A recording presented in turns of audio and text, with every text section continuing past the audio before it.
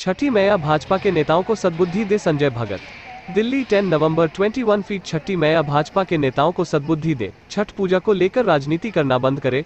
छठ पूजा पूर्वांचल वासियों का अटूट आस्था, संपर्क, श्रद्धा का महापर्व है।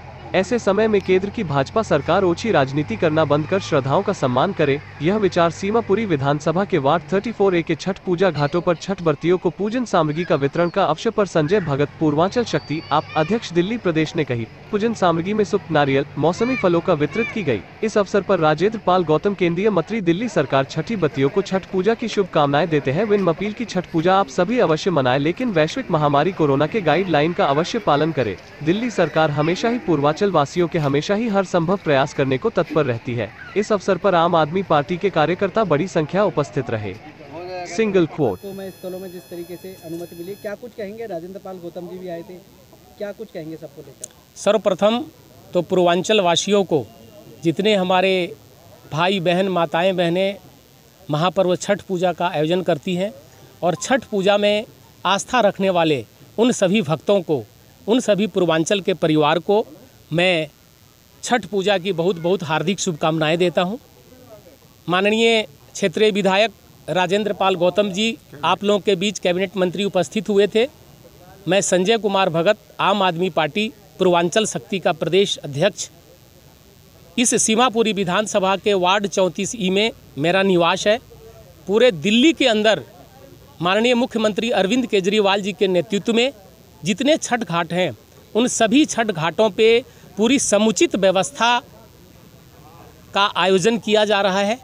उस व्यवस्था में बिजली, पानी, टेंट, सफाई, इन सारी व्यवस्थाओं को सुनिश्चित करने का काम माननीय मुख्यमंत्री अरविंद केजरीवाल जी के द्वारा किया गया है। विगत काफ़ी वर्षों से, जब से अरविंद केजरीवाल जी दिल्ली के अंदर आए हुए हैं, पूर्वांचल वासियों की का जो महापर्व है, ये बहुत ही हर्षोल्लास के साथ मनाया जा रहा है। उसमें पूर्वांचल वासियों के मान सम्मान को बढ़ाने का काम हमारे माननीय मुख्यमंत्री अरविंद केजरीवाल जी ने किया है। हम आम आदमी पार्टी पूर्वांचल शक्ति परिवार की तरफ से उनका बहुत बहुत हार्दिक आभार और अभिनंदन करते हैं।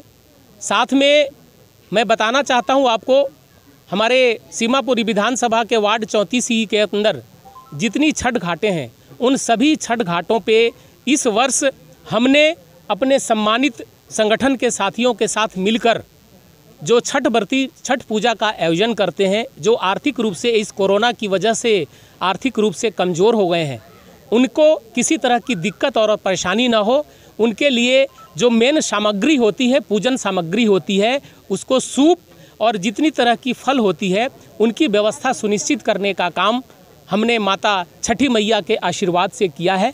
आज सुबह 11:30 बजे हमने कुष्ठ आश्रम ताहिरपुर घाट पे इसका आयोजन किया था।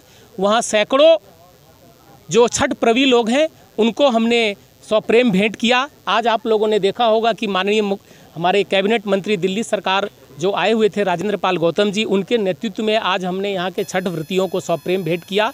और अभी कुछ देर के बाद, आधे घंटे के बाद, नई सीमापुरी में एक छठ घाट है, वहाँ पे भी हम छठ व्रतियों को सप्रेम भेंट करेंगे।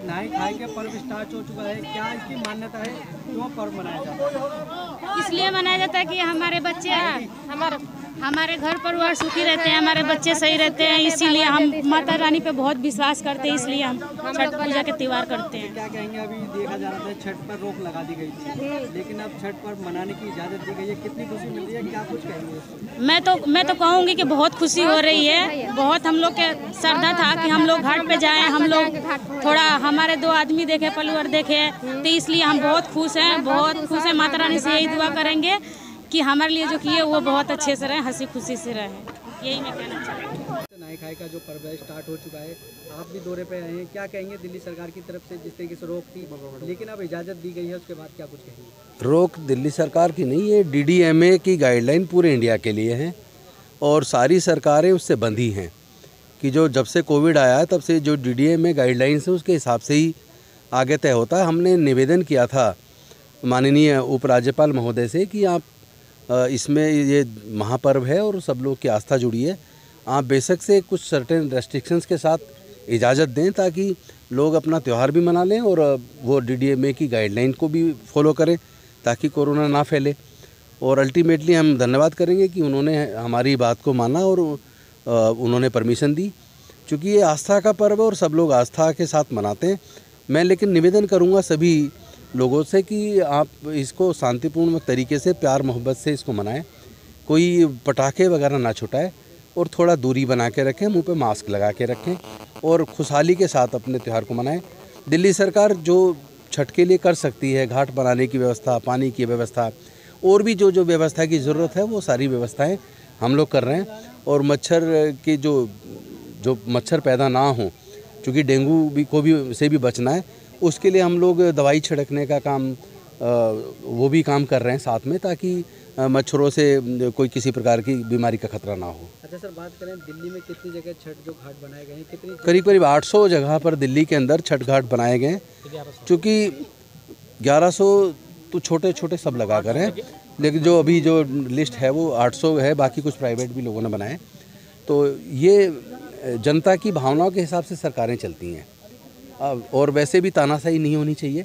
जो जनता चाहती है वो हम करते हैं, लेकिन साथ में जनता का ध्यान रखना ये भी हमारी जिम्मेदारी बनती है। तो उसी के साथ हम ये सारी तैयारी चल रही है और सारी सुख सुविधाएँ जो चाहिए घाट के ऊपर वो सारी व्यवस्था सरकार कर रही है। क्या शुभकामनाएं देना चाहेंगे और सर क्या कुछ कहेंगे जिस तरीके से आसपास घाट नहीं था, जो इस तरीके से पार्क भी खाली पड़ा था? नहीं, जहाँ लोगों ने अगर कहीं घाट में पानी की दिक्कत थी वहाँ पानी उपलब्ध कराया गया है, जहाँ घाट पे निर्माण कार्य होना था छोटा वो भी बनाया गया है और साथ में आने जाने के रास्ते को भी सुगम बनाया गया है।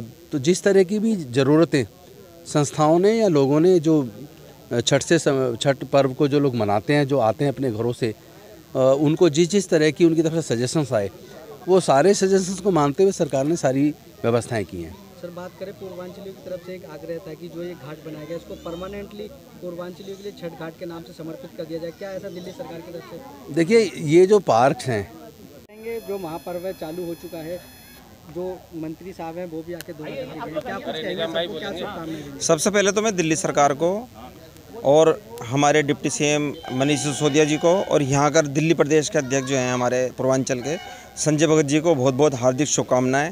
इस पावन पर्व पर मैं सभी को, जितने भी पूर्वांचल और सभी साथियों को हार्दिक शुभकामनाएं देना चाहता हूं।